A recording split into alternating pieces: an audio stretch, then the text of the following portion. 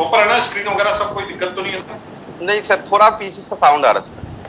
हाँ नहीं, अगर अपन ये इसकी YouTube की स्क्रीन देखते हैं तो सील कट रहा है उसके अंदर, आप थोड़ा YouTube पे चला के देख लीजिए। यूट्यूब चलाते थे,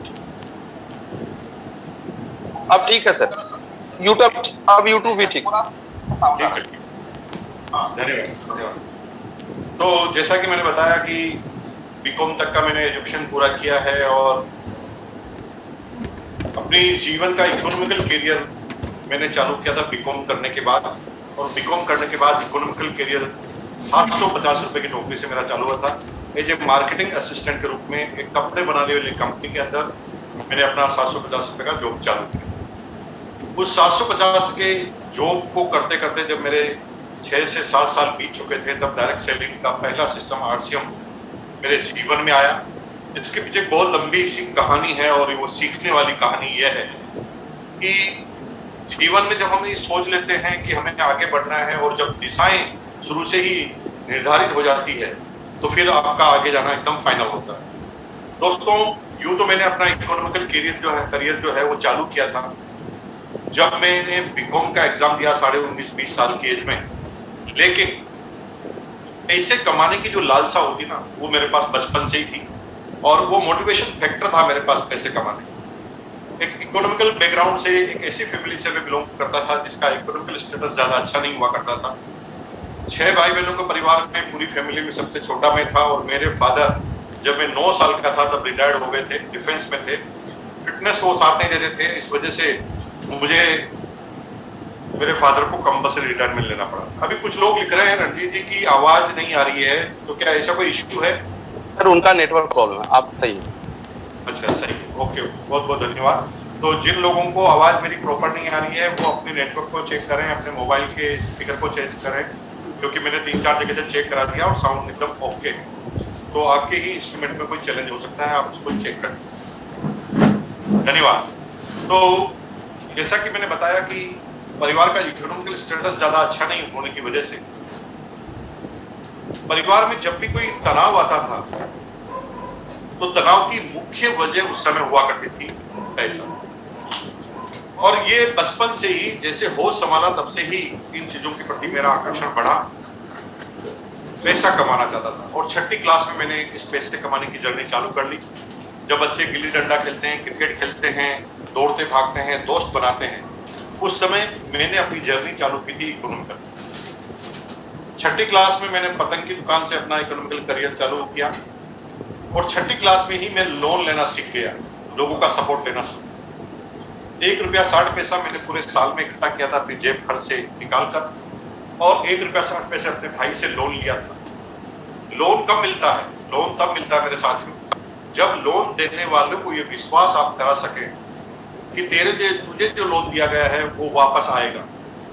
अगर लोन देने वाले को विश्वास है कि पैसा वापस आएगा तो लोन मिल जाता है, बाकी नहीं मिलता। चाहे वो बैंक हो, चाहे साहूकार हो, चाहे कोई आपका दोस्त ही क्यों ना हो, वो आपकी हेल्प तब करता है जब उसे वापस आने का पूरा विश्वास होता है। तो मेरे भाई साहब को मैंने कहा कि हम पतंग की दुकान लगाएंगे और 1 रुपया 60 पैसा मेरे पास आए और 1 रुपये 60 पैसा अगर आप उधार दे देंगे तो 3 रुपये 20 पैसे में मैं अपनी दुकान लगा सकता हूँ।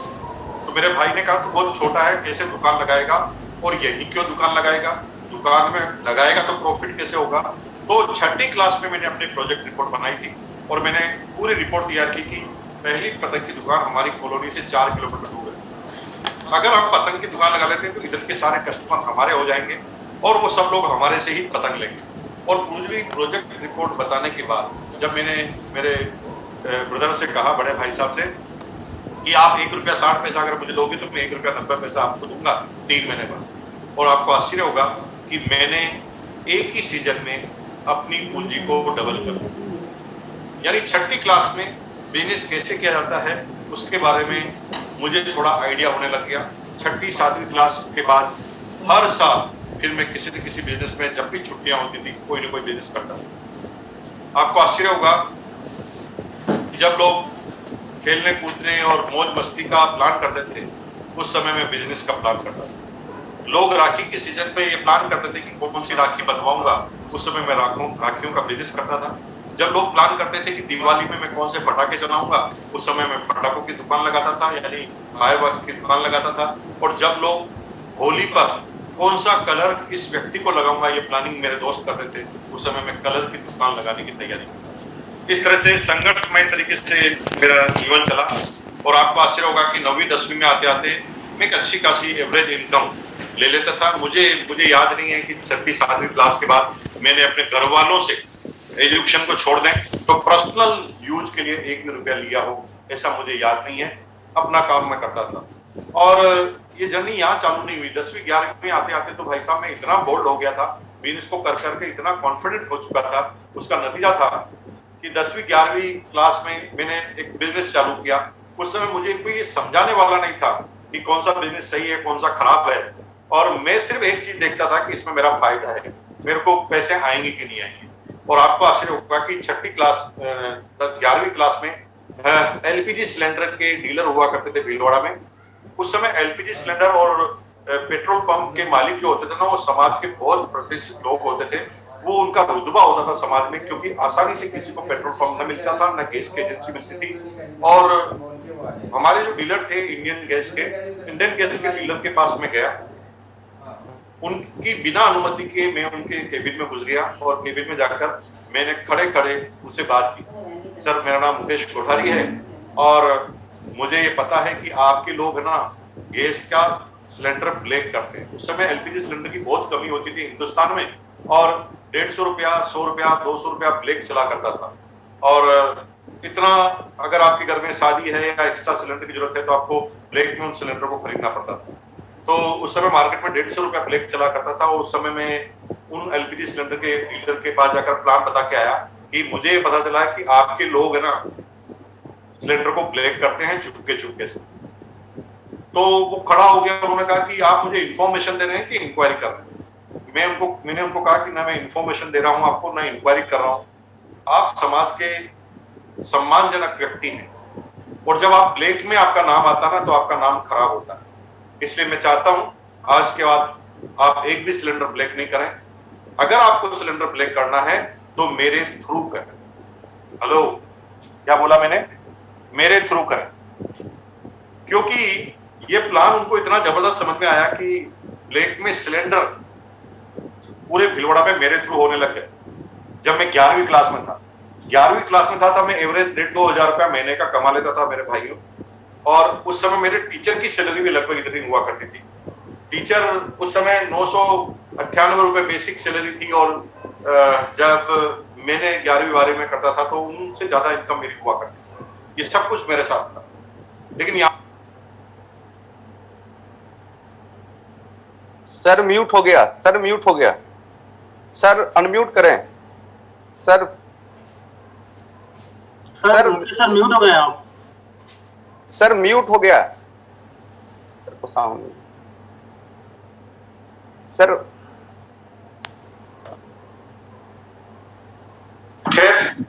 Okay sir. और बीकॉम होने के बाद एक प्राइवेट नौकरी से अपना करियर चालू किया बिना रिजल्ट का इंतजार। और पहले मैंने जमकर काम किया और पहले मैंने जमकर काम करने के बाद मुझे पहले महीने की सैलरी दी गई 750 रुपए, 750 रुपीज। 750 को लेकर मैं पूरे दिन भर डिस्टर्ब रहा। घर पर गया, खाना नहीं खाया, रात भर रोया। सुबह जब मैंने गेट नहीं खोला तो मेरे मदर फादर मेरे रूम में आए, दरवाजा खटखटाया और जब उन्होंने मुझे देखा तो मेरी आंखें सूजी हुई थी, लाल थी। मैंने रात भर नींद नहीं निकाली थी और मैं रो रहा था। तो मेरी मदर ने मेरे से धीरे से पूछा, क्या प्रॉब्लम? अभी तो हम जिंदा हैं। सभी के माँ बाप ऐसे हो। बच्चों को जब परेशानी आती है तो माँ बाप पे क्या बीतती है आप सोच नहीं सकते। तो मेरी माँ ने कहा, अभी तो हम जिंदा है ना, क्यों रो रहा है? तो मेरी माँ को मैंने रोते रोते कहा कि वो जो मेरा बॉस है ना, मुझे 750 रुपए का समझता। तो मेरे माँ ने मेरे सिर पर हाथ रख के बोला, नहीं रे भाई, तू तो करोड़ों का है। सभी की माँ ऐसी होती, तू तो करोड़ों का है, 750 रुपए का नहीं। मेरे फादर ने मुझे थोड़ा तेज आवाज में डांट कर बोला। सभी के फादर ऐसे ही होते। फादर की कोमलता कभी सामने से नजर नहीं आती। फादर की कोमलता अंदर से होती है, बाहर से वो थोड़ा कठोर दिखते हैं। और जब आप बड़े होते हैं, जब आपके बच्चे होते हैं ना, उस समय आपकी माँ से ज्यादा आपके पिताजी को याद करते हैं, उनकी डिसिप्लिन को आप याद करते हैं। अभी भी आप अपने बच्चों को ये उदाहरण देते हैं कि हमारे पिताजी तो इस तरह से डिसिप्लिन में रखते थे, तुम डिसिप्लिन में नहीं रहते। हमारे पिताजी तो कहते थे कि इतनी बजे आपको घर में आना पड़ेगा, नहीं तो घर बंद हो जाएगा, और तुम किसी भी समय आ रहे हो, किसी भी समय जा रहे हो। ऐसा हम लगातार करते हैं। तो मेरे फादर ने मुझे कहा कि अरे तेरी क्या पहली इनकम है जो रो रहा है? This is your first income, अभी तुम्हारा करियर चालू हुआ है। फर्क इस बात से नहीं पड़ता कि तुम्हारी इनकम अभी कहां है, कितनी है, फर्क इस बात से पड़ता है कि तुम्हें जाना कहां। तो मेरे भाइयों, ये लाइन में स्पेशली कोट करना चाहूंगा कि अभी आपकी क्या सिचुएशन है, इस पर फर्क नहीं पड़ता। फर्क इस बात से पड़ता है कि आपका लक्ष्य है कि नहीं है, जाना कहां है। उसका लक्ष्य अगर आपका जिंदा है ना, तो आप पहुंच जाएंगे। कंसिस्टेंसी के साथ आप काम करेंगे तो वहां तक पहुंच जाएंगे। खैर, 7-8 साल तक मैंने प्राइवेट जॉब किया, और 7-8 साल तक प्राइवेट जॉब करने के बाद मेरी कंपनी में मेरे ही बॉस थे मिस्टर प्रहलाद राय, मैं सैल्यूट करता हूं, उनकी वजह से मैं इस बिजनेस में आया। आज मेरी वो अपलाइन भी हैं, और मेरे बॉस उस समय हुआ करते थे हिंदुस्तान के लगभग 90% टीम की आज मिस्टर प्रहलाद जी अपलाइन है। और मजे की बात है, वो यूनिक एजुकेशन सिस्टम के आज अभी प्रेजेंट के प्रेसिडेंट भी हैं, और उनकी छत्र छाया में हम सीखने का क्रम जारी रख रहे हैं, और उनकी लीडरशिप में हम सब लोग काम कर रहे हैं। मेरी कंपनी में प्लान बताया डायरेक्ट सेलिंग का, और मुझे इनवाइट किया। अब ये कहानी मैं इसलिए आपको सुना रहा हूं, ये सारी स्टोरी मैं आपके सामने इसलिए रख रहा हूं कि यहाँ पर एक एक बिंदु ऐसा है जिससे आपको सीखने को मिले। अगर मेरा निर्माण हुआ है तो मेरी अपलाइनों की वजह से हुआ, और मेरी अपलाइन ने हर बात हर जगह मुझे एक एक पॉइंट पर सिखाया कि इस जगह तुम्हें करना क्या। तो मेरी अपलाइन ने मुझे पहली मीटिंग के लिए इन्वाइट किया, और मुझे कहा रात को 8 बजे, मुकेश तुम्हारी हेल्प चाहिए। मैंने कहा क्या हेल्प चाहिए? कि भाई जो सैलरी है ना वो परवड़ती नहीं। मुझे बहुत खुशी हुई। हमारे अधीनस्थ, हमारा जो कर्मचारी है, हमारा जो बॉस है, वो खुद कह रहा है कि उसकी जो सैलरी है वो पूरी नहीं पड़ती, नहीं परवड़ती।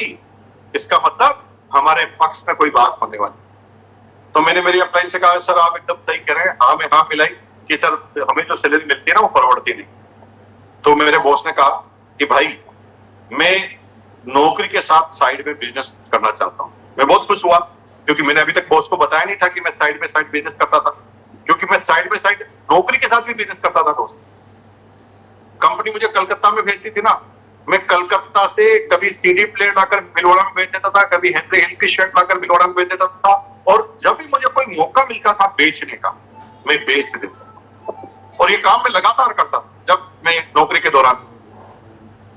तो मेरे बॉस ने कहा कि यार तू जैसे बिजनेस करता ना, तू जैसे बिजनेस करता। मैं एकदम चौंक गया, सर आप ये क्या बोल रहे हैं? तो मेरे बॉस ने कहा, भाई तेरा बॉस हूं, तू करता है मुझे पता है, लेकिन तूने मेरे काम को कभी डिस्टर्ब नहीं किया, इसलिए मुझे भी कोई प्रॉब्लम नहीं है। इसलिए मेरे को सिर्फ तुम्हारी हेल्प लगी। मैंने कहा क्या हेल्प लगेगी? तो उन्होंने कहा हेल्प ये लगेगी कि भाई मैं बिजनेस करना चाहता हूं, लेकिन मेरे फोरफादर कोई बिजनेस में रहे नहीं है, मेरे पास बिजनेस का बैकग्राउंड नहीं है। तो प्लीज तुमने क्योंकि बिजनेस किया हुआ है, इसलिए मुझे कौन सा बिजनेस करना है इसके बारे में राय दो। मेरे कुछ साथी मेरे को फोन पर बिजनेस बता रहे थे, लेकिन मैं समझ नहीं पाया, इसलिए मैंने सुबह 10 बजे मेरे घर पर बुला लिया है। इसलिए तुम सुबह 10 बजे मेरे घर पर आ जाओ और उनसे बिजनेस समझ लो, समझकर मुझे ये बता देना कि मुझे इस बिजनेस को करना है कि नहीं करना।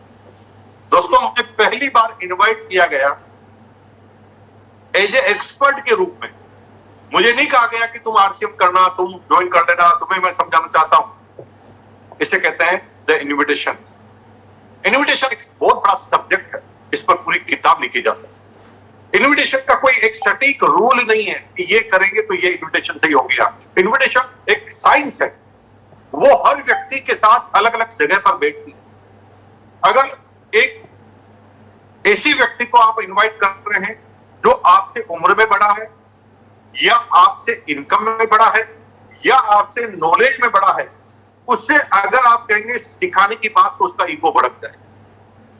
तो मेरे बॉस ने देखा कि बिजनेस में करता हूं और मेरे बॉस से ज्यादा साइड इनकम मेरी है, तो मेरे बॉस से मेरे ईगो को नहीं भड़काया। उसने मुझे कहा तेरे से राय लेनी है तेरे को नहीं बिजनेस बताना, तेरे को करना भी नहीं है, तेरे से दाई। इसी तरह हर व्यक्ति को इनवाइट करने का तरीका करो। जब आप सेमिनार में या काउंसलिंग मीटिंग में आप ले जाते हैं या फिर आप प्रेजेंटेशन या प्लान के अंदर आप ले जाते हैं, तो आपको अलग अलग तरीके से इन्विटेशन देना पड़ेगा। अगर एक लेडीज है तो लेडीज के सामने कल पैसों की बात करोगे तो लेडीज इस बिजनेस में नहीं आएगी। लेडीज की ज्वलंत प्रॉब्लम है फ्रीडम। वो अपने घर में रहकर बच्चे को पालकर तंग आ चुकी है। उसे एक ऐसी चीज चाहिए जिससे आजादी मिल जाए, तो उन्हें आजादी पसंद आती है। लेकिन जिसकी कम इनकम है उन्हें इनकम पसंद आती है। एक गरीब आदमी को एक काम चलाओ इनकम पसंद आती है, लेकिन एक करोड़पति आदमी वो मान सम्मान के लिए इस बिजनेस में आएगा, वो पैसों के लिए नहीं आएगा। यहाँ पर हर व्यक्ति का अलग क्राइटेरिया है और आपको इस साइंस को समझना पड़ेगा। जब किसी को आप इनवाइट करें तो आपका तरीका होना चाहिए कि किस व्यक्ति को आप इनवाइट कर रहे हैं, उसके हिसाब से आपको अपने डायलॉग को सेट करना पड़ेगा, उसके हिसाब से आपको बोलना पड़ेगा। तो मेरी अपलाइन ने मुझे कहा सुबह 10 बजे आ जाना और तुम समझकर मुझे बता देना कि मुझे इस बिजनेस को करना है कि नहीं करना। और साथ में 3 बातें हो। देखिए एक अपलाइन कैसे महान बनती है जो मैं आपको बताता हूं। मेरी अपलाइन ने मुझे 3 बातें और बोली। पहला, ए भाई टाइम का जरूर ध्यान रखना, 10 बजे ही आना। क्यों?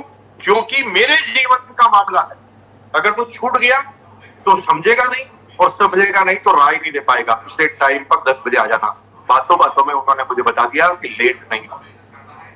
दूसरा बोला, पेन डायरी जरूर लेते हुए आना, क्योंकि तुझे नोट भी तो करना पड़ेगा। अगर तेरा कुछ छूट गया तो जीवन तो मेरा बर्बाद हो जाएगा ना। तो पेन डायरी के लिए भी बोल दिया और बोला, ए भाई आगे आगे आकर बैठना ताकि ढंग से समझ में आए। 3 बातों से मेरा कमिटमेंट कराया और मैं तीनों बातें इसलिए मान गया क्योंकि वो मुझे नहीं कह रहे थे कि तुझे प्लान देखना, वो कह रहे थे कि तुझे प्लान समझकर मुझे बता। और मैं आगे जाकर चुपचाप बैठ गया और बताने लगा, देखने लगा। अब मुझे कुछ समझ भी नहीं आ रहा माजरा। पहली बार डायरेक्ट सेलिंग के बिजनेस में या मीटिंग में कोई नया आदमी आता तो उसे कुछ समझ में नहीं आता। अगर उसको कुछ भी नहीं बताओ तो समझ में नहीं आता। अगर थोड़ा माइंड प्रिपेयर किसी का है तो ठीक है, वो टिक जाएगा। लेकिन नया आदमी उछलता है स्प्रिंग की तरह, बार बार वो सोचता है अरे कर क्या रहे हैं, क्या करना चाहते हैं, मुझे बताना क्या चाहते हैं। अब हुआ ये कि एक आदमी राजस्थान में अगस्त का महीना, टेम्परेचर 48 डिग्री, एक आदमी आया टाई और सूट पहनकर। मैं बड़ा परेशान हो गया। उस समय गूगल वगैरह होता नहीं था, मोबाइल नहीं होता था। अगर गूगल होता तो मैं फटाफट टाइप करके पूछ लेता, गूगल बता ऐसे कौन से प्रदेश के आदमी हैं जिनको गर्मी में सर्दी लगती है और इन्होंने गर्मी में सूट क्यों पहन रखा है। ये बात समझ में नहीं आई मेरे को।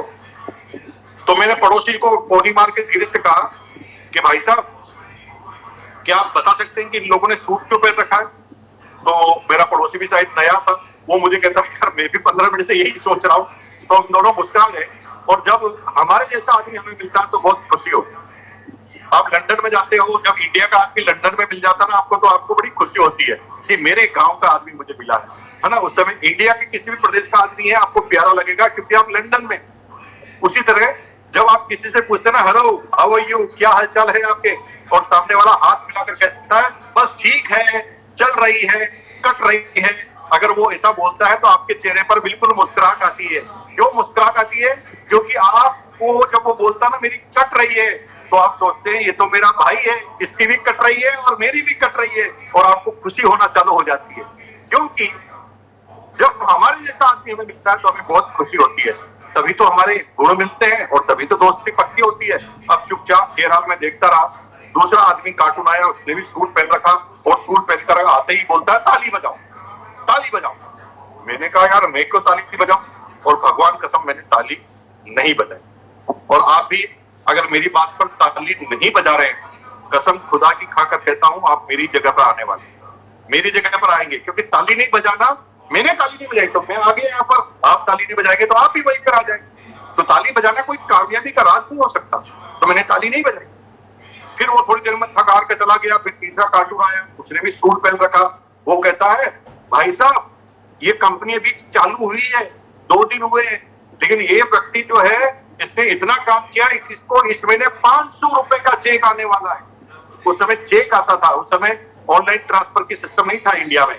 चेक आने वाला है, इसको 500 रुपए का चेक आने वाला है, बजाओ ताली। मुझे गुस्सा आया। मैंने कहा 500 का चेक इसको आने वाला है और ताली मैं बजाऊंगा। अरे 500 का चेक इसको आने वाला है तो इसकी बीवी बजाएगी ताली, इसकी माँ बजाएगी ताली, इसका बाप बजाएगा ताली, इसके लोग बजाएंगे ताली, इसके 500 आने पे मैं क्यों ताली बजाऊं? और आम आदमी इस तरह से ताली नहीं बजाता। जब भी वो बैठता है मीटिंग सेमिनार में ऐसे ताली नहीं बजाता। उसके मन में बहुत सारी गड़बड़ सड़बड़ चल रही होती है और उसी हिसाब से उस बात को देखता। और भाई साहब मैंने ताली नहीं बजाई। लेकिन चौथे नंबर पे कार्टून आया, वो कहता दोस्तों, भाई और बहनों, मैं आपके सामने बुलाने जा रहा हूं दुनिया के सबसे बड़े कार्टून को, सबसे लास्ट। मैं चुपचाप खड़ा हो गया। मैंने कहा शायद यही सब कुछ समझाएगा जिसे मैं कार्टून कह रहा हूं ना। आज मेरे वो धर्म गुरु हैं, भगवान है, ईश्वर है, अल्लाह है। इतना कहने के बाद भी मुझे लगता है कि मैंने उनके सम्मान में कोई कमी नहीं। मेरी ग्रेट अपलाइन, अगर आज मैं इस दृष्टि में इस लायक हूं तो उसकी एकमात्र कहानी है और मेरी great upline mister Prahlad Rai and mister B C. Chhabra sahab. उनकी वजह से मैं तो बी.सी. छाबड़ा जी स्टेज पर आए और बी.सी. छाबड़ा जी आते ही बोलने लगे। थोड़ी देर तक तो मुझे कुछ पता ही नहीं चला कि वो कहना क्या चाह रहे हैं, लेकिन उनकी डायलॉग डिलीवरी इतनी जोरदार होती है, उनका ऑरा इतना कमाल का होता है। उनकी डायलॉग डिलीवरी जब आप बोलते हैं तो एक कहानी के अंदर दूसरी कहानी डाल देते हैं, कविता डाल देते हैं, डायलॉग डाल देते हैं और इतना फ्रिक्वेंटली वो बोलते हैं कि आदमी पल के नहीं झपका था। और भाई साहब थोड़ी देर बाद तो मैं भूल ही गया कि आया क्यों। बाढ़ में गया बिजनेस में तो उस व्यक्ति को लगा वो बहुत अच्छे अच्छे चुटकुले सुना रहा है, बहुत अच्छे अच्छे किस्से सुना रहा है, कहानी सुना रहा है। और भाई साहब मैं तो थोड़ी देर बाद भूल गया कि मैं यहाँ आया क्यों हूं और मैं तो किरदार में खो गया। किरदार में खोना किसे कहते हैं? किरदार में खोना उसे कहते हैं जब आप मेंटली वहां पर बैठे हुए नहीं है, मेंटली कहीं चले जाते हैं और फिजिकली एक जगह पर बैठ जाते हैं। जैसे किरदार में खोना किसे कहते हैं? हमारी कुछ बहनें हैं जब फिल्म देखने जाती है तो इमोशनल हो जाती है और है ना फिल्मों में रोना चालू कर देते, वो किरदार में घुस जाती है, वो ये भूल जाती है कि फिल्म चल रही है। उसी तरह से मैं भी किरदार में खो गया। मैं भूल ही गया कि मैं आया क्यों और मैं तो उछल उछल के ताली बजाने लगा, सीटियां बजाने लगा, तेज चिल्लाने लगा। कुछ समझ में नहीं आ रहा। अब होता क्या था कि मैं जब तेज तेज चिल्लाता था, सीटी बजाता था, ताली बजाता था तो मेरा बॉस एक सेकंड बाद मुझे देखकर मुस्कुरा। अब मुझे समझ में नहीं आ रहा कि मेरे एक सेकंड बाद इसको क्यों बात समझ में आ रही, मेरे साथ साथ क्यों समझ में नहीं आ रही। फिर बाद में पता चला कि ये इसलिए मुस्कुरा रहा है क्योंकि मेरा कंफर्म हो गया कि मुझे भी समझ में आ गया। जब आप मीटिंग में जाते हो, आपका आदमी जब मुस्कुराता है तो आपको खुशी होती है कि नहीं होती, है ना? सही बताओ, खुशी होती है कि नहीं होती? वो आपका आदमी अगर मुस्कुरा रहा है तो आप क्या सोचते हैं? मेरा काम हो गया है ना, ये समझ गया। तो मैं मुस्कुराया तो मेरा बॉस मुस्कुरा रहा। और थोड़ी देर बाद सेमिनार खत्म हो गई। सेमिनार खत्म हो गई तब मुझे याद आया, अरे बाप रे, मुझे तो लिखना था और मैंने तो एक लाइन भी नहीं लिखी कि करना क्या है बिजनेस में। अब मेरा बॉस मेरे पास आएगा और मेरे से पूछेगा करना है कि नहीं करना पता, तो मैं क्या बताऊंगा? मेरे को तो खुद को पता नहीं कि क्या करना है क्या नहीं करना। तो मैंने कहा यार भाई साहब पिंड छुड़ाना पड़ेगा। मैंने अपनी डायरी पकड़ी और चुपके से अपने स्कूटर की तरफ भागा। मैंने कहा चुपचाप बैठ जाऊंगा, कल का जो होगा कल देखेंगे, कल ऑफिस में मिलेंगे तब देखेंगे। लेकिन आपको जो लेके आया ना, उसकी आंखें यानी ये दोनों कैमरे केवल आप ही के ऊपर होते हैं।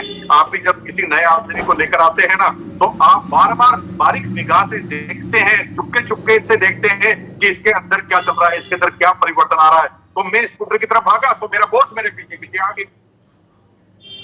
अब मैं एकदम डर गया। मुझे लगा कि अब ये पूछेगा क्या करना है कि नहीं करना, लेकिन उसने ऐसा पूछा ही नहीं। उसने तो क्या पूछा है, कैसा लगा? आपको भी ऐसे ही पूछेंगे और आप भी ऐसे ही पूछते हैं जो नए आदमी हैं, कैसा लगा? मैं शांत होकर मैंने कहा सर बहुत अच्छा लगा, बढ़िया काम था। तो उसने रिकन्फर्म किया, वास्तव में अच्छा लगा। मैंने कहा यस सर बहुत अच्छा लगा है मुझे। तो कहा ठीक है, सी यू इन मॉर्निंग, मिलते हैं कल ऑफिस में। अगले दिन मैं ऑफिस में गया। ऑफिस में घुसते ही गेट कीपर क्या बोलता मुझे कि सर आपकी केबिन में जाने से पहले बॉस से मिलना, बॉस को आपको याद किया बॉस। मैं बॉस के केबिन में गया, बॉस ने मुझे पानी पिलाया, मुझे सिट डाउन का। ऐसा बॉस ने मेरे 8 साल के करियर में पहली बार बोला, सिट डाउन और पानी पिलाया। ऐसा तो मेरे साथ कभी हुआ ही नहीं था। मुझे बड़ा आश्चर्य लग रहा था कि मेरा बॉस मेरे साथ ऐसा क्या कर रहा है। मैं चुपचाप जाकर बैठ गया। मेरे बॉस ने फिर धीरे से बोला, कल मजा आया ना? मैंने कहा सर बहुत मजा, एक बार ही कंफर्म किया, वास्तव में मजा आया ना? मैंने कहा हाँ सर, झूठ थोड़ी बोल रहा हूँ, वास्तव में मजा आया।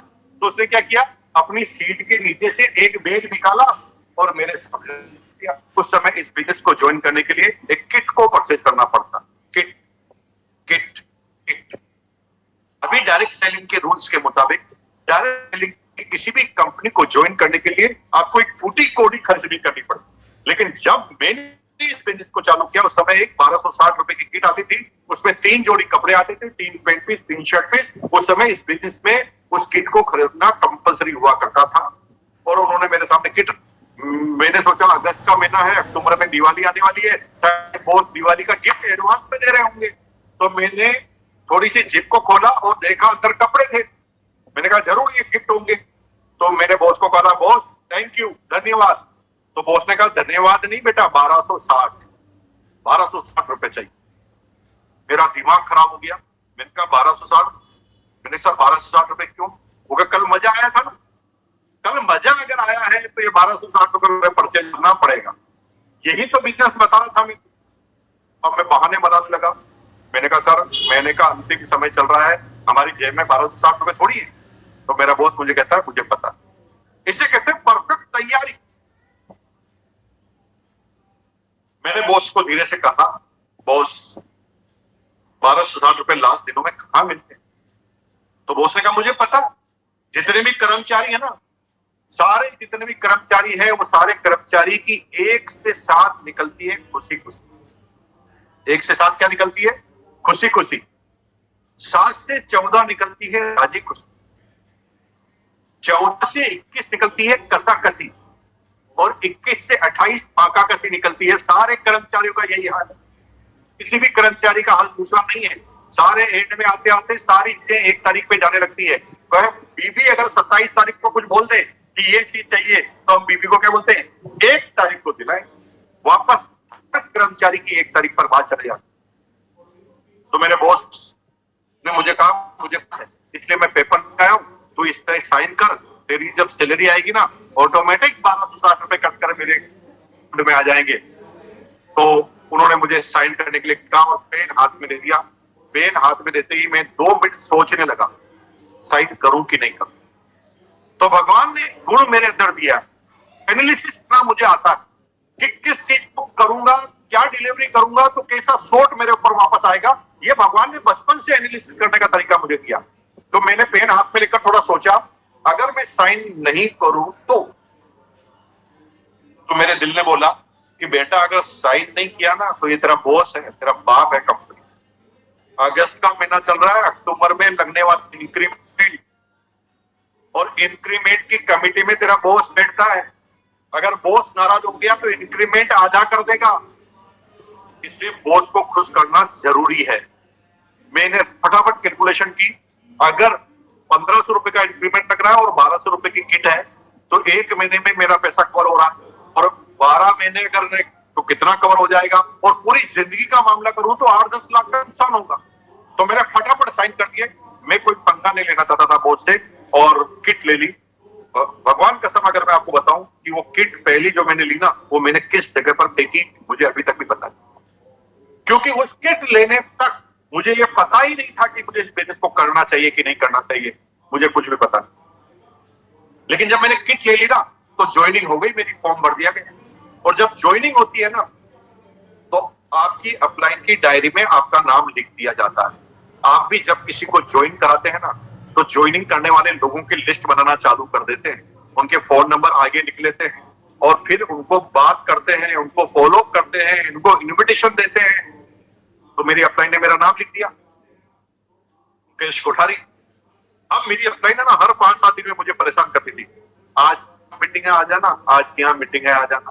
और मैं क्या है बहाने बनाता रहता था, सर आज तो मैं यहाँ बिजी हूँ, आज तो वहां बिजी हूँ।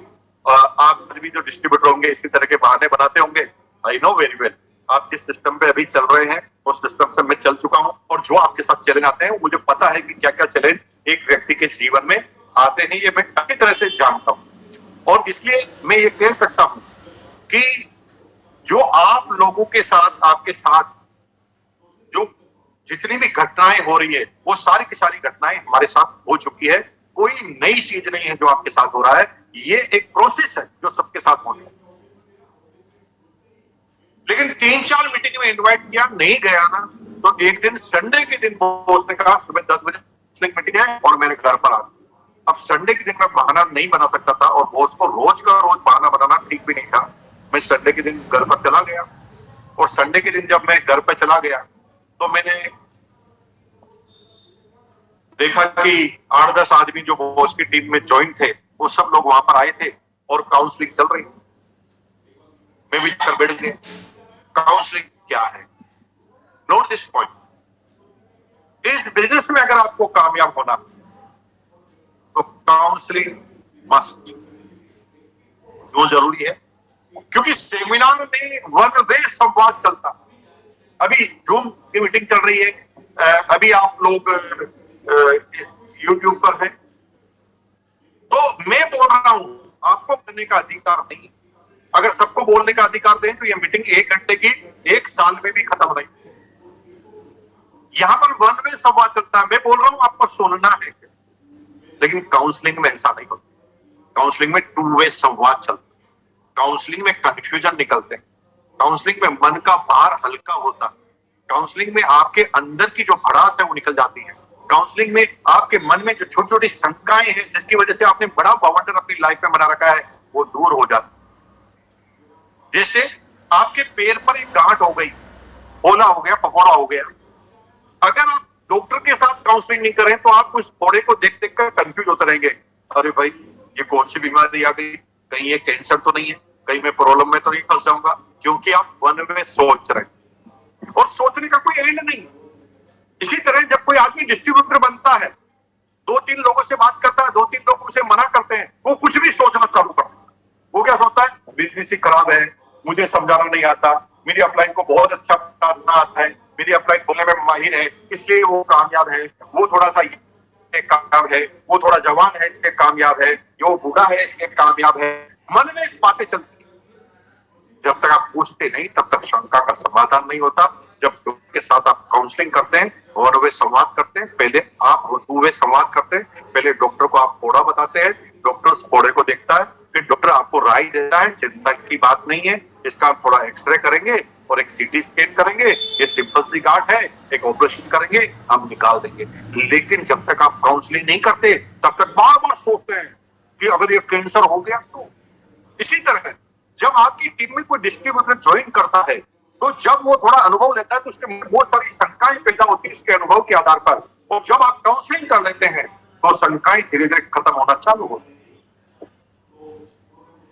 मेरा नंबर आया, मेरे बॉस ने कहा व्हाट अबाउट यू, आप कुछ करते क्यों नहीं? मैंने बॉस से कहा क्या करना है सर, आप मुझे कुछ बताते नहीं तो मैं कुछ करता नहीं। अरे वही तो करना है जो मैंने तेरे साथ किया तू लोगों के साथ का। और बाप रे ये क्या बोला, जो मैंने तेरे साथ किया तो लोगों के साथ कर। मैं फुल कंफ्यूज। मैंने बॉस से कहा बॉस आप बताओ आपने मेरे साथ किया क्या है? तो बॉस ने कहा नहीं नहीं सिंपल सा, मैंने तुम्हें मीटिंग में ले गया, तुम्हें मीटिंग में ले गया, तुम्हें मजा आया, तुम्हें मजा आया तो मैंने तुम्हें किट दी 1260 में। किट मैंने अपने घर पे नहीं बनाई, वो कंपनी की थी, कंपनी की किट को मैंने तुम्हें दिया तो कंपनी का हो गया बिजनेस, तुम्हें मिल गया फायदा डिस्काउंट, और मेरे थ्रू बिक गई तो मुझे मिल गया कमीशन। यही है बिजनेस, तुम भी ऐसा करो तो तुम्हारे को भी मिलेगा कमीशन। ऐसी बात करते ही मैं एकदम गया। बॉस के सामने पहली बार मैंने गुस्से में बोला बॉस ये क्या करवा रहे हैं और ये क्या कर रहे हैं आप? हमारी कंपनी 3 करोड़ मीटर कपड़ा पर मंथ बनाती है और हमारी टीम 3 करोड़ मीटर कपड़ा बेचती है, आप और हम लोग मिलकर, और आप 3 जोड़ी कपड़े मेरे से बिकवाना चाहते हैं। मैंने बॉस को बोला बॉस एक राय देना चाहता हूं, उस दिन तो आपने मेरे से राय नहीं ली, आज मैं राय देना चाहता हूं कि ये आपके स्टैंडर्ड का और मेरे स्टैंडर्ड का बिजनेस नहीं है। हम बेचने वाले लोग नहीं है, हम द सेल्समैन, सेल्स एग्जीक्यूटिव हैं, डिप्टी मार्केटिंग मैनेजर हैं, हमारे पहले का काम नहीं, हम बेचने वाले लोग थोड़ी। मेरा बॉस मुझे घूर कर देखता, मेरे बॉस को राय दी, बॉस को गुस्सा। बॉस ने कहा अच्छा तुझे सेल करने में शर्म आती, मैंने कहा नहीं बात ये नहीं है, ये 3 कपड़े सेल करने में शर्म आती। तो मेरे बॉस ने कहा जिस तू कंपनी में काम करता है ना बेटा, उस कंपनी के मालिक ने शुरुआती बिजनेस ऐसे ही किया होगा 3 कपड़ों से। आज बड़ी फैक्ट्री तो आज लगी है मालिक के, और तुझे जिस सेल करने से शर्म आती है ना, तुझे भूलना नहीं चाहिए कि जिस कंपनी में काम करता है वो पर इसको सेल ही कराती है, और तेरी कंपनी अगर टॉप पर गई है तो सेल की वजह से ही गई है, और तुझे सेल करने में शर्म आती है। दुनिया का एक आदमी बता जो बिना सेल के टॉप पर चला गया। टाटा सेल करके टॉप पे है, बिरला सेल करके टॉप पे है, रिलायंस सेल करके टॉप पर है, टेस्ला सेल करके टॉप पर है, बिल गेट्स सेल करके टॉप पर है, जुगनबर सेल करके टॉप पर है। बिना सेल किए तो जा ही नहीं सकता कहीं पर। मैं घूम के देखने लग गया। मैंने कहा बॉस को गुस्सा आ गया, अरे बाप रे। उससे मुझे धीरे धीरे से कहा कि बेटा सेल तो करना पड़ेगा, जीवन में आगे जाना है तो इस सेल से प्यार करना पड़ेगा। जब मैं छोटा था ना, तब मेरे को, जब मैं नौकरी करता था तो मैं जिस भी सिटी में जाता था एक ही चीज देखता था, यहां ऐसी कौन सी चीज है जो मेरे खिलवाड़े में नहीं है, साला यहां से ले जाऊंगा और सेल कर दूंगा। सेल करने से कभी शर्म नहीं है। यहाँ पर बहुत सारे हमारे साथी बैठे होंगे जो नौकरी करते होंगे सरकारी, 60-70 हजार रुपए मिलते होंगे, बिजनेस करते होंगे, उन्हें सेल करने से प्रॉब्लम है। मेरे भाई सेल का कोई पर्याय ही नहीं है। सेल किए बगैर तो आप टॉप पे जा ही नहीं सकते। सेल का मतलब सामान सेल करने से नहीं है। सेल का मतलब अपनी आइडियोलॉजी से आप अगर सामने वाले को कन्विंस कर लेते हैं, सेल इज डन। अगर केवल सामान की होती है तो फिर LIC वाले क्या बेचते? अगर सेल अगर सामान की होती है तो हवाई जहाज वाले क्या बेचते? सेल अगर सामान की होती है तो ट्रेन वाले क्या बेचते हैं? ट्रेन बेचते हैं क्या तुम्हारे को? वो तो सेवा ही बेचते हैं ना। जब तुम जयपुर से रवाना होकर दिल्ली जाते हो ना, तो जयपुर में आप ट्रेन में बैठते हैं और दिल्ली में छोड़ देते हैं, दिया कुछ भी, सर्विस दी है आप। तो सेल का मतलब सामान बेचना नहीं होता, सेल करना तो पड़ेगा। बिना सेल किए टॉप पे कोई गया नहीं।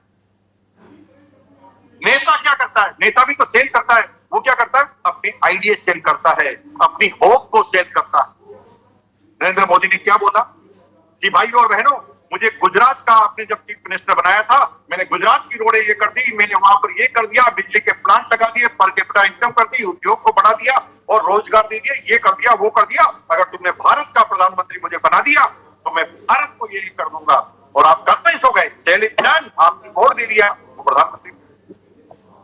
जब आप अपनी आइडियोलॉजी से कन्विंस करते हैं तो ही वो सेल कंप्लीट हो जाती है।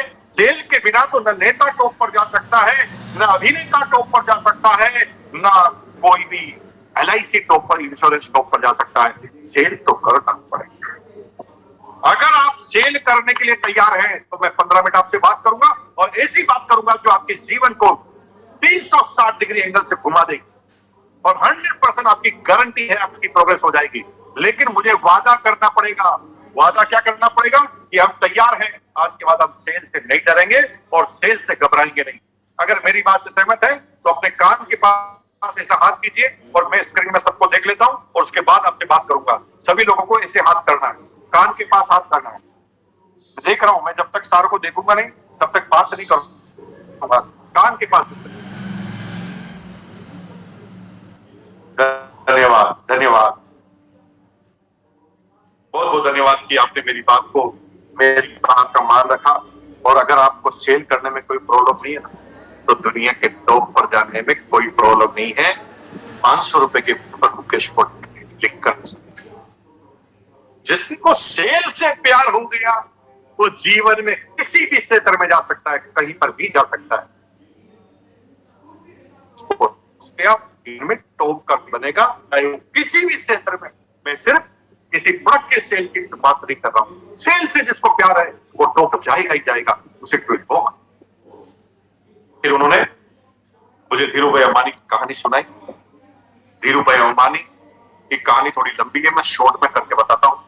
धीरू भाई अंबानी 12 साल में थे, पाकिस्तान इंडिया का बंटवारा हुआ, वो इंडिया में आ गए, गुजरात के अंदर कच्छ में। और गुजरात में आने के बाद 12 साल की एज में वो अपनी स्कूलिंग खत्म करके गुजरात की कॉटन स्ट्रीट कॉटन गलियों में जाने लगे और देखने लगे कि लोग बिजनेस कैसे करते।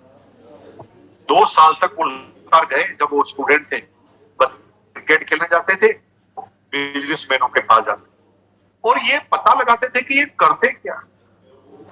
2 साल में उन्होंने ये पता लगा लिया कि कॉटन किस तरह की होती है, ए ग्रेड की कॉटन कहाँ होती है, बी ग्रेड की कहाँ होती है, कि क्या काम आती है, बी ग्रेड की क्या काम आती है, किस ग्रेड क्या रेट चलती है और मार्केट में किस व्यक्ति के पास कौन सी कॉटन पड़ती है। और 2 साल में उन्होंने ब्रोकरेज का बिजनेस चालू कर दिया। जब 14-15 साल के थे तब साउथ अफ्रीका में petroleum BP British petrol pump लगाना चाहती थी। वहां एजुकेशन कमी थी, उन्हें पढ़े लिखे हिसाब किताब करने वाले आज और साउथ अफ्रीका चले गए क्योंकि इंडिया से 10 गुना सैलरी उनको मिल रही थी। और करके वापस आए, पैसा कमा के आए। पैसा कमा के उन्होंने वो नहीं किया जो आप कर। 90% लोग जब पैसा क्या करते हैं, इन्वेस्ट नहीं करते, वो खर्च करते। और बिजनेस का नेचर है कि अगर आपने शुरुआत में बिजनेस किया और अगर आप रोज के 1000 रुपए कमा रहे हैं तो आपको 100 रुपया ही निकालना है। 900 रुपए बिजनेस का इन्वेस्टमेंट को करना है, तब बिजनेस का होगा। रोज 1000 रुपए कमा रहे हैं और 1000 ही आप बाहर निकाल देंगे, बिजनेस कभी बड़ा नहीं होगा।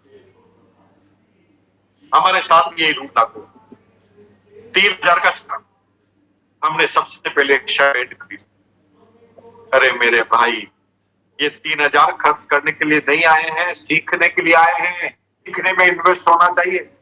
अगर 3000 का चेक आया और 2 रुपए की आपने बुक खरीदी होती पढ़ने के लिए तो मुझे लगता कि आपने इन्वेस्ट किया है।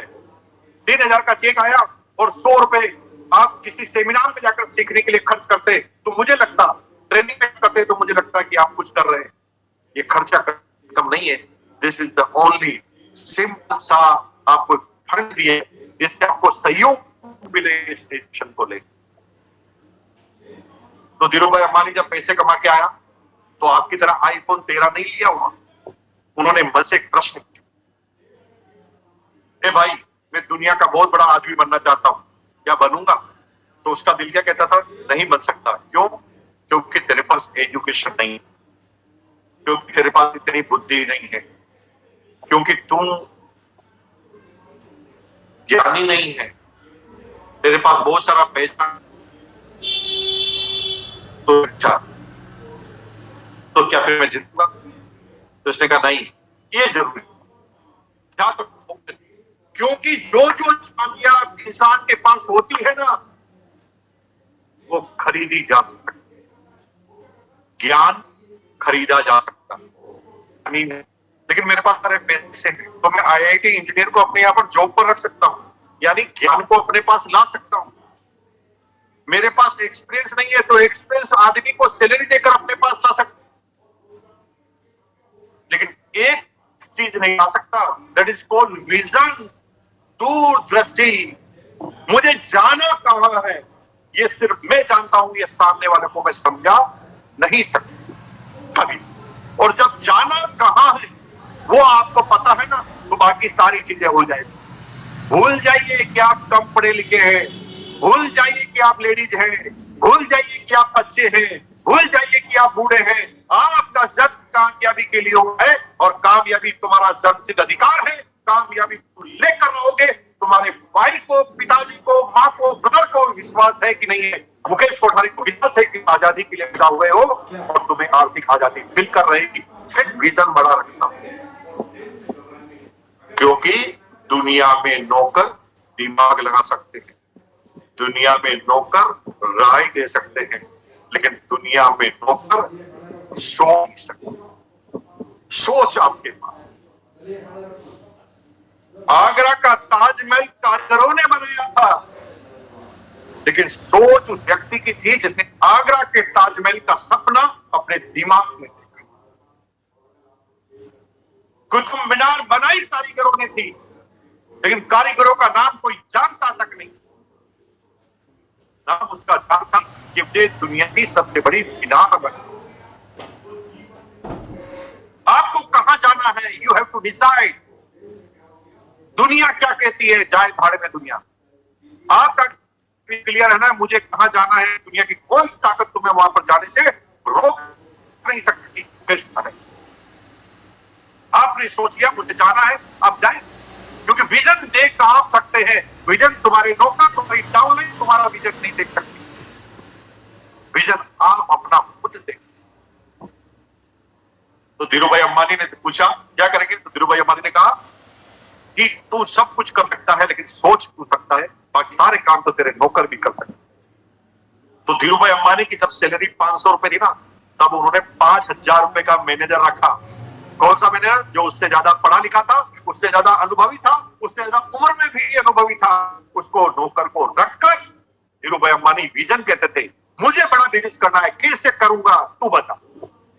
मुझे बड़ा बिजनेस करना है, कैसे करना है तू बता। तू पढ़ा लिखा है, तेरे अंदर दिमाग है, तू कैसे बता, मैं करता हूं। और एक आदमी ऐसा रख लिया जो एग्जीक्यूशन करता था। धीरू भाई अंबानी सोचता था, और देखते देखते धीरू भाई अंबानी कॉटन इंडस्ट्रीज के किंग बन गए। फिर उन्हीं मैनेजरों ने उनको बताया कि पॉलिस्टर क्या होता है, कहां मिलता है, कैसे बनता है। धीरू भाई अंबानी उन्हीं के सारे फोन की दुनिया के सबसे कारोबारी बन गए। और फिर धीरू भाई अंबानी जब पेट्रोल पंप पेट्रोलियम में गए, उस समय तो पेट्रोलियम का नामो निशान पता नहीं था। उन्हीं के कर्मचारियों ने उन्हें बताया कि आने वाले समय में स्कोप पेट्रोल का है, दुनिया की सबसे बड़ी रिफाइनरी लगाते हैं। और उन दिमागदार लोगों के सारे विजन देखा, और धीरू भाई अंबानी ने आज इतनी बड़ी रिफाइनरी खड़ी की। लेकिन धीरू भाई अंबानी ने रिफाइनरी खड़ी की, तो उसके पीछे धीरू भाई अंबानी का हाथ नहीं है कामयाबी। धीरू भाई अंबानी अगर कामयाब है तो उनके नेटवर्क का हाथ। धीरू भाई अंबानी पेट्रोल पंप खोदकर फुल पेट्रोल भरते ना तो कामयाब नहीं होते। उन्होंने नेटवर्क बनाया, 10,000 पेट्रोल पंप का नेटवर्क बनाया। 10,000 जब भी कोई पेट्रोल बेचते हैं तो धीरू भाई अंबानी इनकम देने से कोई दुनिया के दाल रोक नहीं सकता। धीरू भाई अंबानी सो भी रहे ना तो इनकम धीरू भाई अंबानी के पास आएगी, क्योंकि नेटवर्क उसके लिए काम कर रहा है।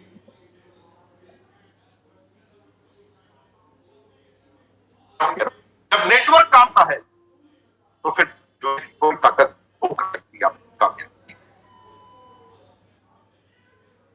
देखते देखते 10,000 लोगों का नेटवर्क। लेकिन इस सिस्टम का माइनस पॉइंट ये था कि धीरू भाई अंबानी एक बना, अंबानी सिर्फ एक बना। सोचो कि धीरू भाई अंबानी के पास अगर आपने पेट्रोल पंप लिया और आपको धीरू भाई अंबानी से बिना पूछे पेट्रोल पंप खुलवाने की अनुमति होती तो आप भी धीरू भाई अंबानी बनते, आप भी धीरू भाई अंबानी बनते। लेकिन उस ट्रेडिशनल सिस्टम में एक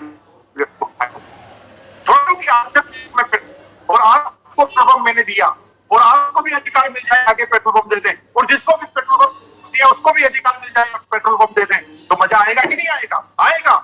यही है आरसीएम मैनेज। नमकीन बनाती है आरसीएम मैनेज, अनलिमिटेड डिस्ट्रीब्यूटरशिप देती है आपको। आप खाइए, आप बेचिए और आप बिचवाइए। क्या वही सिस्टम नहीं है? और दुनिया में कोई भी आदमी अमीर इसलिए बनता। एक छोटी सी कहानी से मैं अपनी बात को एंड करूं। इस कहानी को समझ गए सारा काम हो गया। द पैराबल ऑफ पाइपलाइन एक बुक है, उस बुक पे, उस किताब में इस लाइन को मिलेगा। एक गांव में 2 बच्चे 18 साल के हो गए। बात 500 साल पुरानी है, जब इलेक्ट्रिसिटी हुआ करती, जब मशीनरी जेसीबी मशीन नहीं होती थी।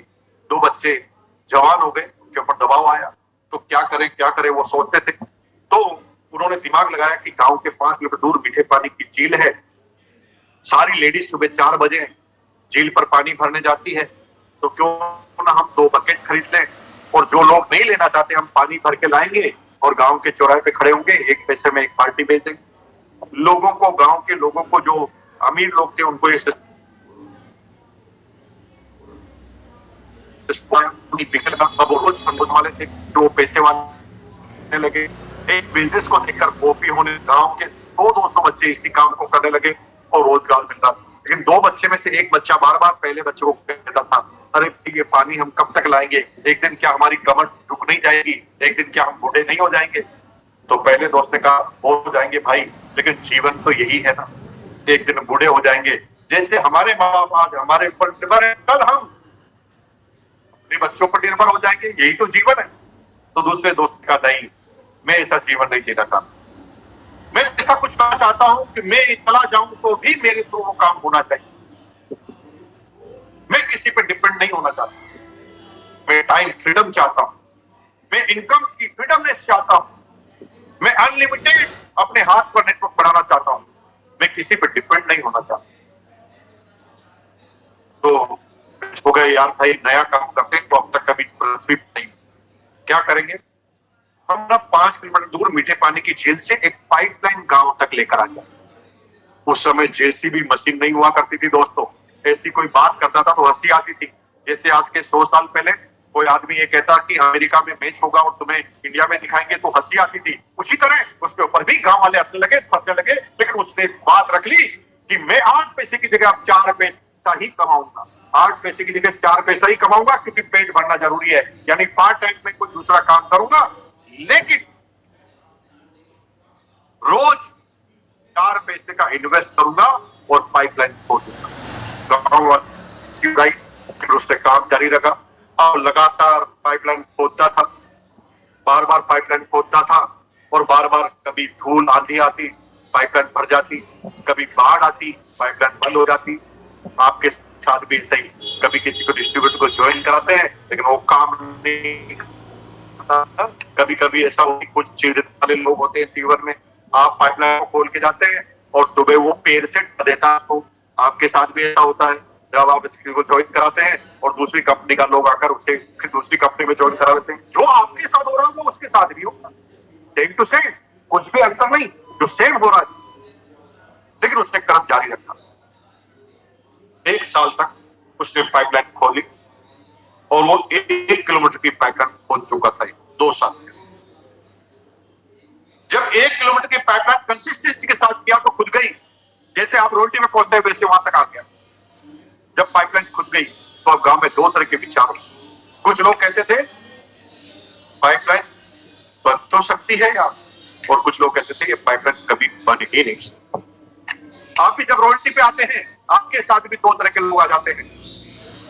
कुछ लोग कहते हैं हो सकता है और कुछ लोग कहते हैं कभी हो नहीं। लेकिन उसने खोदने का क्रम जारी रखा और 10 साल के बाद उसकी कंप्लीट। जब पाइपलाइन कंप्लीट हो गई तो गांव में पहले 1 पैसे में 1 बाल्टी पानी बिकता था।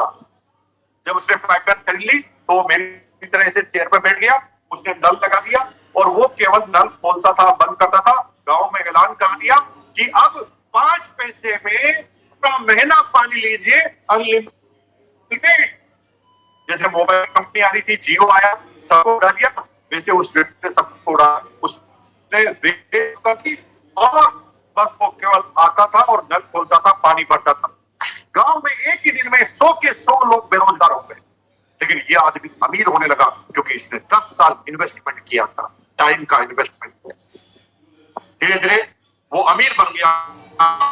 जैसे आने होंगे तो पड़ोस के गांव के लोग आए, उन्होंने कहा पर भी तो उसने एक कर्मचारी रख के पड़ोस में भी पाइपलाइन डाल दी। गांव में उसका नेटवर्क बनने लगा।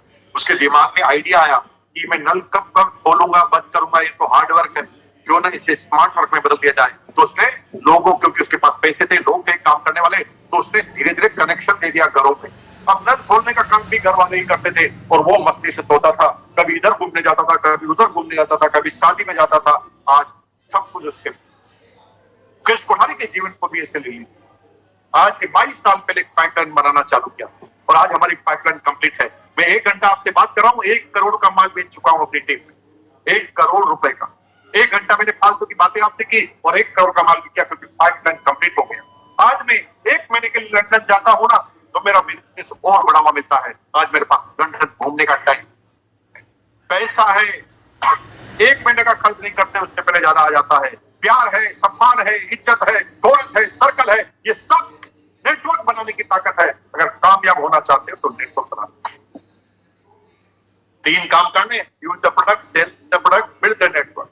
इस बिजनेस में कामयाब होना चाहते हो तो पहला काम करना 100% वर्क यूज, नो एक्सक्यूज। 2500 बीवी से नीचे कभी भी आपका बीवी बनता है, जिसे पीवी कहते हैं। पॉइंट वैल्यू 2500 से नीचे की बनती है आपकी, तो आप इस बिजनेस में टाइम पास कर रहे हैं। सबसे पहले जब तक मैं यूज नहीं करूंगा तब तक रिकमेंड नहीं करूंगा। अरे गदर फिल्म तुमने देखी नहीं, आप तारीफ कैसे करोगे?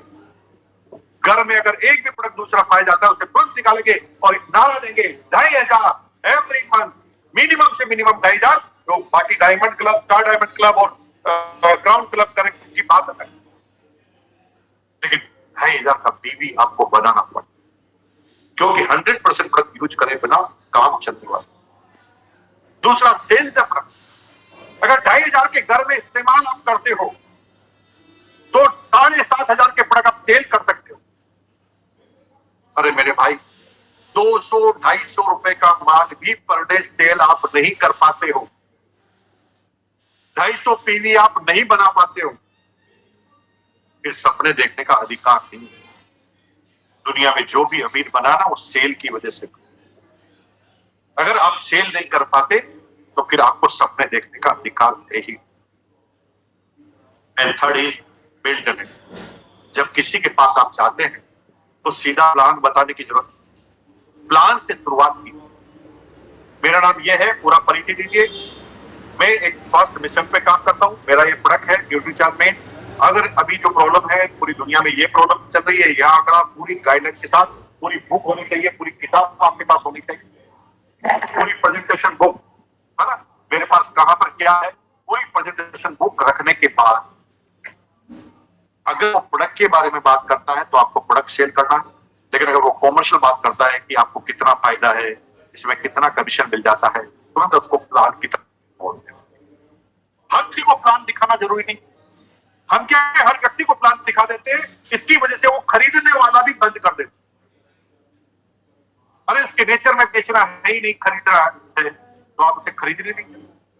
हर आदमी तो बिजनेस के लिए पैदा हुआ। सृष्टि, सारे लोग अगर बिजनेस के लिए पैदा होते तो सृष्टि चलती नहीं।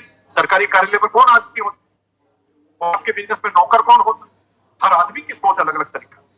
और अगर ये काम आपने करा दिया, आपका काम हो जाए। ऐसे ऐसे यूनिक प्रोडक्ट है आरसीएम बिजनेस के पास, आप सोच नहीं सकते। हम ईसोल की मीटिंग में गए थे और पहली बार समझा कि ईसोल एक मिशन है।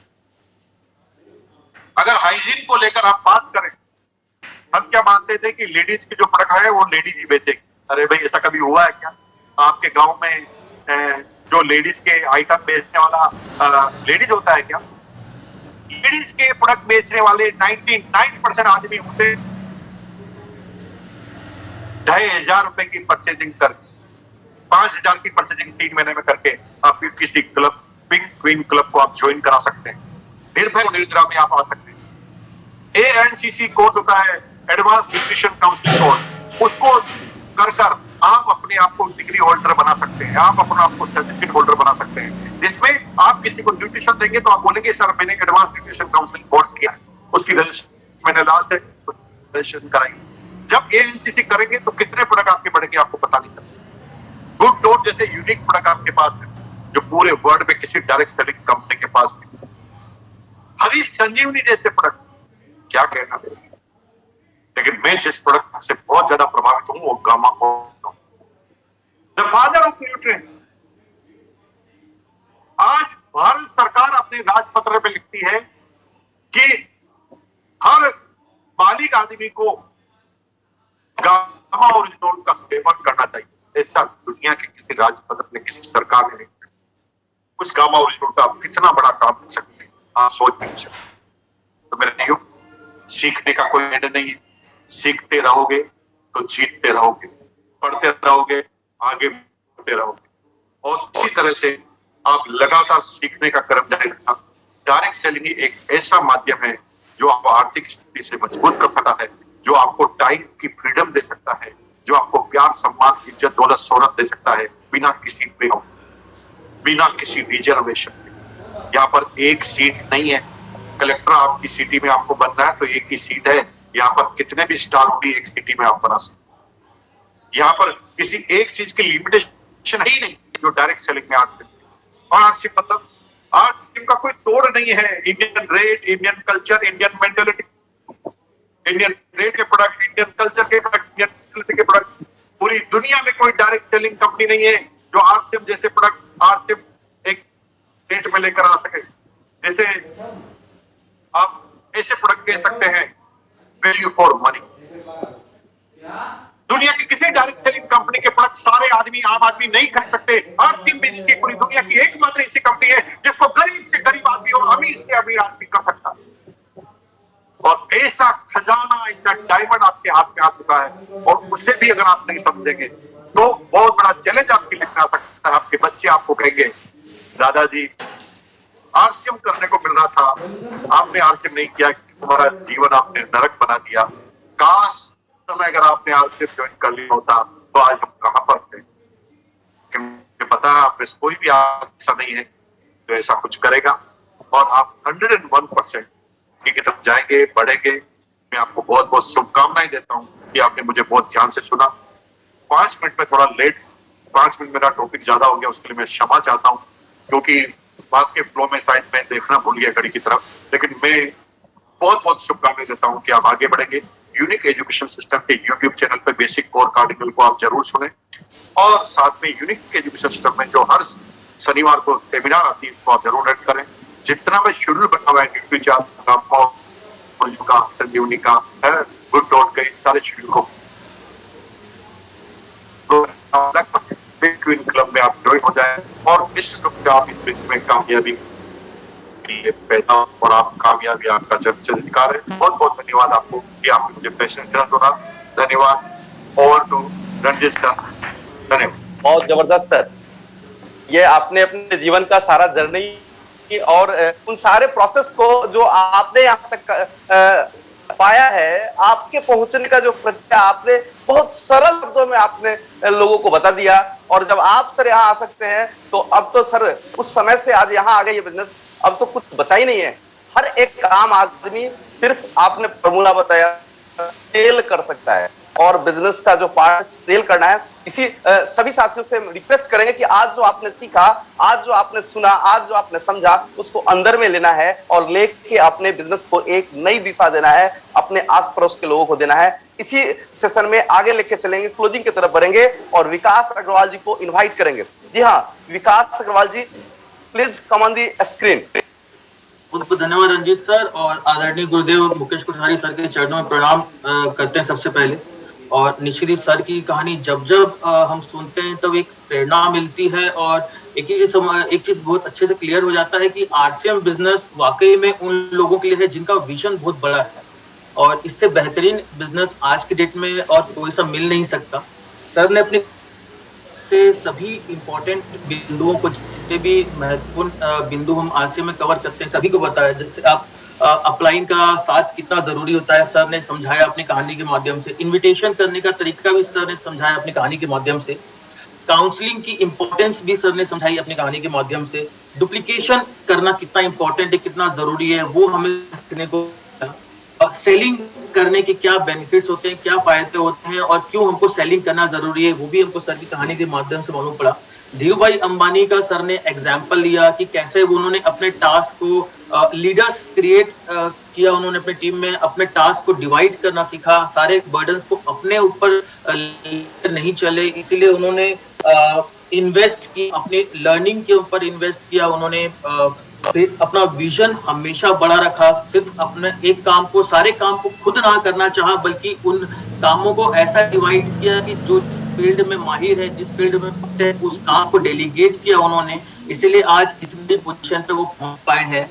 नेटवर्क बनाया, पैराबल ऑफ पाइपलाइन का सर ने एग्जांपल लिया। इस तरीके से हम अगर खाली आज के सुख में, आज की खुशियों में फंसते रहेंगे तो हम फ्यूचर का जो हमारा ड्रीम्स है, हम कभी भी उसको पूरा नहीं कर पाएंगे। तो हमको शायद आज के हमारी कुछ ऐसी खुशियों को सैक्रिफाइस करना पड़े और इन्वेस्ट करना पड़ेगा हमारे फ्यूचर के ड्रीम्स को पूरा करने के लिए। ये हमें पैराबोल ऑफ पाइपलाइन के माध्यम से सर ने सिखाया, और हमें बेसिक रूल सर ने बताया है कि इसमें होना है तो एक बहुत ही सिंपल सा प्रोसेस हमको करना है कि हमें पहले प्रोडक्ट को खुद यूज करना है और प्रोडक्ट को सेल करना है, और उसके साथ ही साथ में हमें अपना नेटवर्क बिल्ड करना है। तो घंटे के प्रोग्राम के अंदर सर ने आरसीएम का पूरा सार और कैसे हम बिजनेस में सक्सेसफुल होते हैं, कैसे अपने सपनों को पा सकते हैं, सर ने पूरा बताया। तो हम सर का बहुत बहुत धन्यवाद देते हैं दिल से कि सर इतना शानदार प्रोग्राम आपने दिया। और इसी कड़ी में विकास जी मैं थोड़ा इंटरप्ट कर रहा हूँ, एक चीज मैं कहना भूल गया कि इस बार पहली बार ऐसी एनिवर्सरी हो रही है जिसके अंदर कोई आदमी 10,000, 25,000 और 50,000 की प्रोडक्ट जून, जुलाई, अगस्त, सितंबर 4 महीने में, जून, जुलाई, अगस्त, सितंबर, इन 4 महीनों में चारों महीने 10,000, चारों महीने 25,000 या चारों महीने 50,000 कर रहे हैं। तो पहली बार आरसीएम की एनिवर्सरी में ऐसा महीने लगातार 10,000, 4 महीने लगातार 25,000 या 4 महीने लगातार 50,000 रुपए प्रोडक्ट आप सेल करते हैं तो आपको सेलिब्रेट किया जाएगा, रिकॉग्नाइज किया जाएगा आरसीएम एनिवर्सरी में। आरसीएम एनिवर्सरी जो हिंदुस्तान में डायरेक्ट सेलिंग कंपनी की सबसे बड़ी एनिवर्सरी होती है, वहां पर रिकमेंडेशन मिलेगा, वहां पर आपको सर्टिफिकेट के साथ नवाजा जाएगा, वहां पर आपको मेडल के साथ नवाजा जाएगा अलग अलग चीजों के लिए। तो ये एक बड़ी अपॉर्चुनिटी है आपके लिए कि इस जून महीने को खाली नहीं जाने देना है। जितना भी आपने 10,000 का टारगेट लिया तो 10,000 का, 25,000 का लिया तो 25,000 का, 50,000 का लिया तो 50,000 का, इस टारगेट को पूरे में 4 महीने आपने कंप्लीट किया। अब आपको दिल्ली के इंदिरा गांधी स्टेडियम में सेलिब्रेट करने वाले हैं। बहुत बहुत धन्यवाद विकास जी के साथ। क्या बात है, बहुत बहुत धन्यवाद मुकेश जी इतनी शानदार इंफॉर्मेशन शेयर करने के लिए। अब सबके पास में, जितने भी हमारे साथी, सबके पास में एक मौका है कि वो अपना सेलिब्रेशन करवा सके, एक बड़े रूप में मंच पे आ सके। बस सर ने जो कहा है 10,000, 25,000, 50,000 ये बीवी जो हमें 4 महीने तक मेंटेन करना है और उसका एक बड़े रूप में सेलिब्रेशन होगा। तो मुझे पूरा यकीन है कि इस घोषणा को सुन करके अब सबके सब बहुत एक्साइटेड होंगे और ज्यादा सेलिंग के ऊपर फोकस रहेंगे। आज से अपने सेलिंग पे diamond club, super diamond club इस सब में और ज्यादा फोकस्ड हो जाएंगे। तो बहुत बहुत शुक्रिया सर इस इंफॉर्मेशन के लिए। और इसी कड़ी में प्रोग्राम पे और कुछ विचार करने के हमारे कई सीनियर लीडर्स भी यहाँ मौजूद हैं।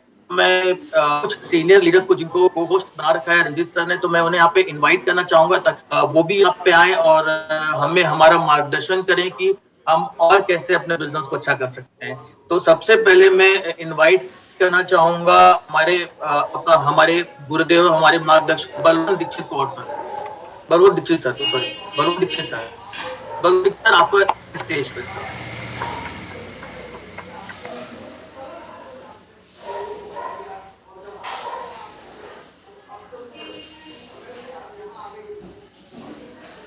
शायद कुछ टेक्निकल इशू है, सर तक हमारी आवाज नहीं पाई है। तो इसी कड़ी में मैं अगले हमारे मार्गदर्शक, हमारे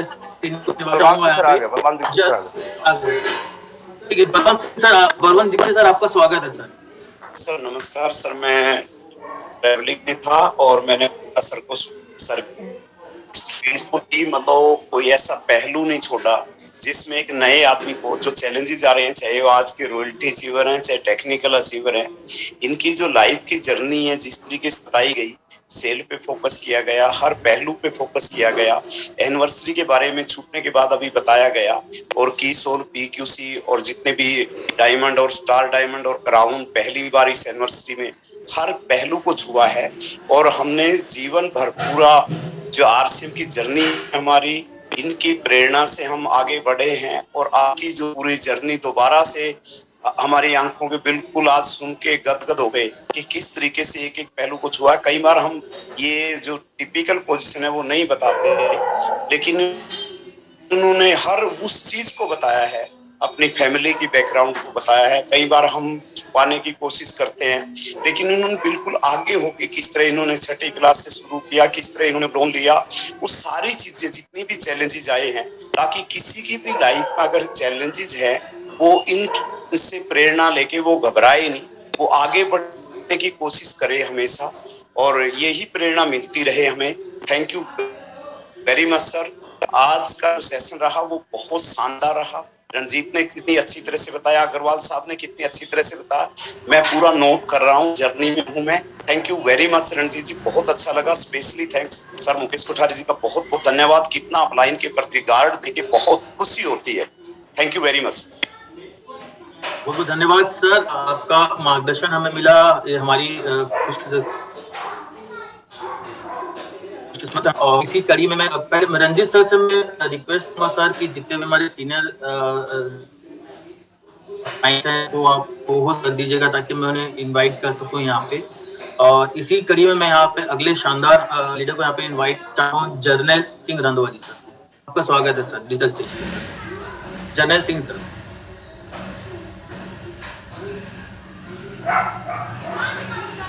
जर्नैल सिंह सर शायद हमारी आवाज उन तक नहीं पहुंच रही है। हाँ सॉरी सर, कॉल आ गया बीच में। जी जी सर। बहुत बहुत धन्यवाद सर। मैंने बिल्कुल कोठारी जी को बिल्कुल एक सुना है सर। रियल में मतलब पुराने दिन याद आ गए, और बिल्कुल एक चीज को मैंने नोट किया है, और आरसीएम जैसा सिस्टम रियल में जिंदगी रियल में जीना है तो इससे अच्छा प्रोग्राम नहीं है। मैं तो अपनी बात करूं तो मैं आज जो भी हूं आरसीएम सिस्टम की वजह से हूं, अपने सीनियर लोगों की एजुकेशन की वजह से हूं। नहीं मेरे जैसे 8वीं फेल व्यक्ति को कोई चपरासी की नौकरी पे नहीं रखता, और ये सिस्टम आज मुझे 3 लाख रुपए मंथली इनकम दे रहा है। रूट है सर ऐसे सिस्टम को, और कसम खाता हूं अभी जब तक रियल में अपने आप को सरेंडर कर दिया सिस्टम को सर, जब तक जिएंगे इसके साथ जिएंगे, लोगों को प्रेरित करेंगे, और पूरे के पूरे सेल का खेल है सर।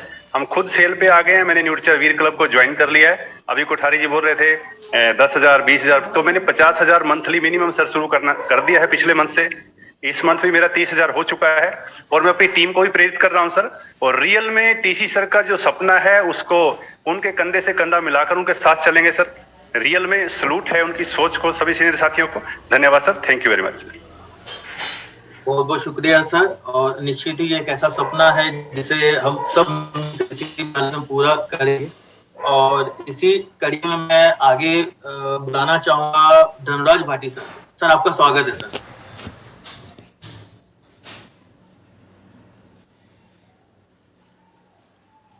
धनराज सर। बहुत बहुत धन्यवाद सर। सबसे पहले मुकेश सर को प्रणाम सर। सर की वजह से आज मैं लगातार इस सिस्टम में लगा हूँ, और सर ने जो बताया सेलिंग का जो सबसे महत्वपूर्ण, सर मेरा फेवरेट सब्जेक्ट है, खुद सेलिंग में ज्वाइन हुआ और वापस से आरसीएम सेलिंग रेस में शुरुआत हुई। उस समय से मैं लगातार सेलिंग मोड में ही चल रहा हूँ, और अपनी आईडी पे कभी भी 5,000 वॉल्यूम से कभी हुआ